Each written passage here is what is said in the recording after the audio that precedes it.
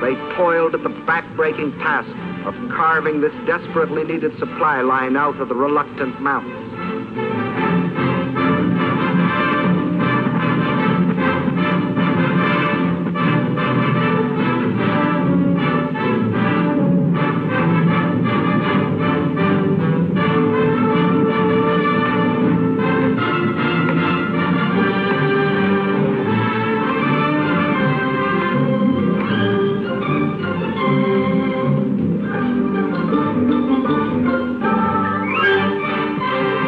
Out of their toil and their sweat, they created the Burma Road. Not in 6 or 7 years, but in less than 12 months. A monument to the new spirit of the new China. As soon as it was completed, the road went into immediate service.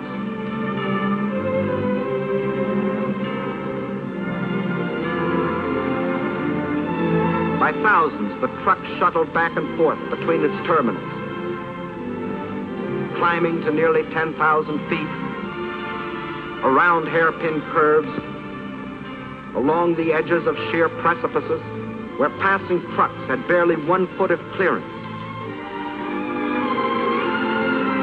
And the blood plasma of new supplies flowed steadily over China's lifeline to the sea, protected by Colonel Chennault's incredible flying tigers. The Chinese sacrifice cannot be measured only in miracles of construction. It must be counted, too, in the tragedy of destruction.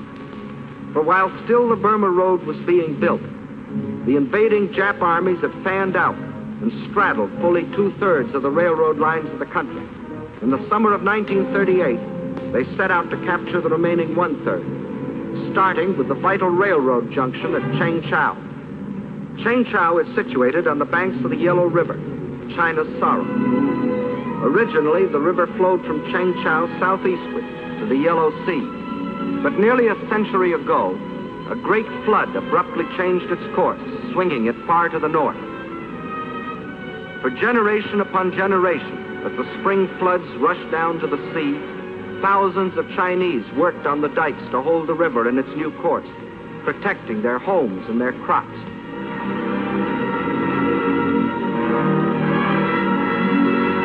Now, as the Japs advanced on Chengchao, the Chinese blew up the southern dike of the Yellow River, thus loosing a flood between themselves and the Japs.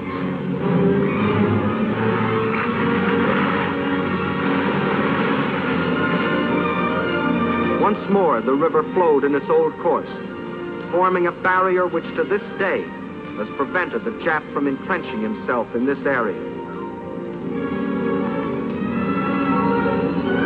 Thus, once more, with no thought of the human sacrifice of the material cost, the Chinese traded space for time. And the Chinese had still other tricks to pull from their patched and faded sleeves. You will notice that this map of Jap conquest doesn't look like the military maps you have seen in the previous film. By all military standards, it should have looked like this, which is the way the Japs wanted it to look.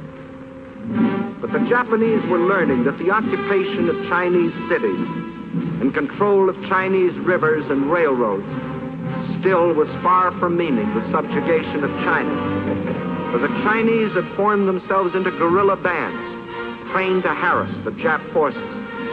These guerrillas were mostly farmers who had stayed behind on the land when the Great Migration to the West took place. Peaceful farmers one day, deadly fighters the next. They made an unpredictable and uncontrollable enemy.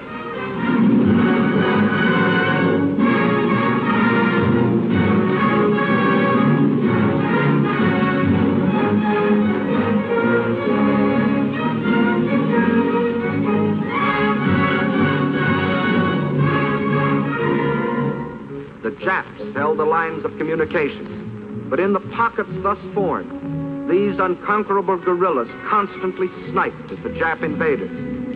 When the Japs tried to annihilate them, they disappeared, only to reappear in another pocket.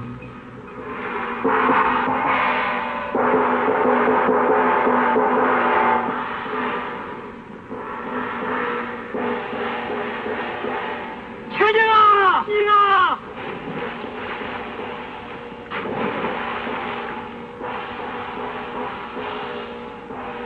attacking with speed and surprise, they ambushed enemy patrols.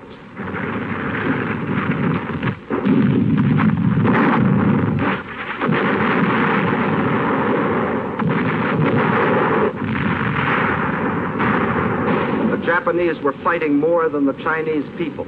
They were fighting the Chinese land, the great distances, the rivers, the floods, the swamps and marshes. These too were enemies that defied the Jap war machine. The giant back Japan intended to ride to world conquest was proving to be a bucking bronco. Phase 2 of the Tanaka Plan had bogged down in what the Japs still referred to as the China Incident. This left them in a fateful quandary. Phase 2 of the Tanaka Plan was still incomplete, but Phase 3 and Phase 4 could no longer be delayed.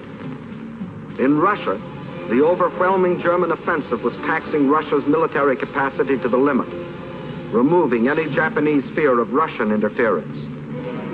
Britain, after the sledgehammer blows of Dunkirk and the Battle of Britain, was left groggy and militarily almost exhausted.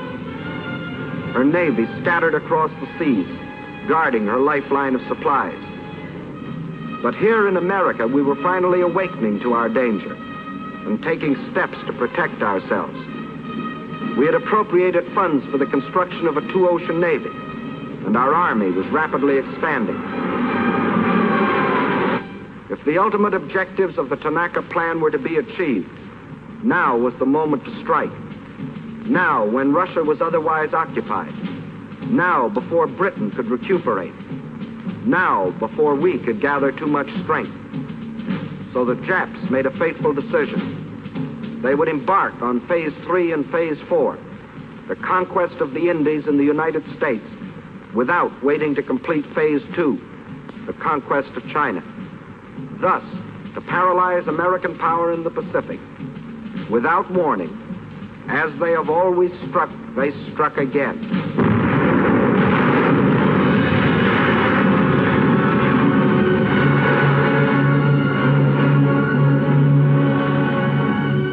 According to all the rules, China's position should now be greatly improved. For in her war with Japan, China now had fighting allies. Ourselves, the British, the Dutch. But it didn't work that way for China. For in those tragic early months of 1942, when we sustained defeat after defeat at the hands of our common enemy,